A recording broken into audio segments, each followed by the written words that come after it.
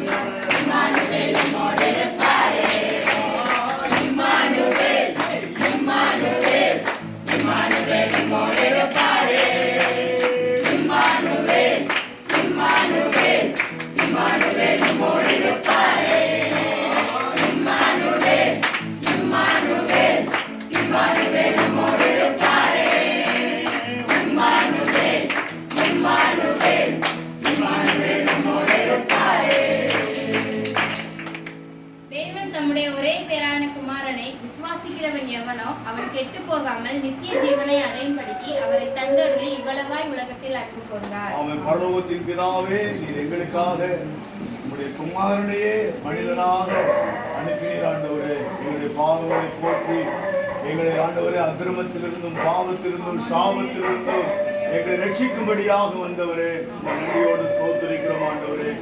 ஆண்டவரே, நீர் வந்த நிமித்தமாக உம்முடைய அன்பு, உம்முடைய பிரியம், உம்முடைய நேசம், உம்முடைய இரக்கம் எங்கள் வந்தது ஆண்டவரே. அதனால நாங்கள் ஆண்டவரே பிசாசின் வல்லமையில் இருந்தோம், இருளின் அதிகாரத்தில் இருந்தோம் ஆண்டவரே, பாவத்தின் அடிமைத்தனத்தில் இருந்தோம்.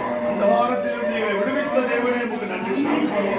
ஹல்லேலூயா. அதற்காக எங்களோடு கூட இம்மானுவேலராக எங்களுக்கு உலகத்தின் முடிவு வரையில் எங்களோடு கூடவே இருந்து எங்களை வழிநடத்துகிறவர்களாக வந்து நிற்கிறபடியாக சொல்கிறோம் ஆண்டவரே. இந்த குடும்பத்தாரை நாமத்தினால் இந்த வீட்டாருக்கு சமாதானம் உண்டாக வாழ்த்துகிறோம்.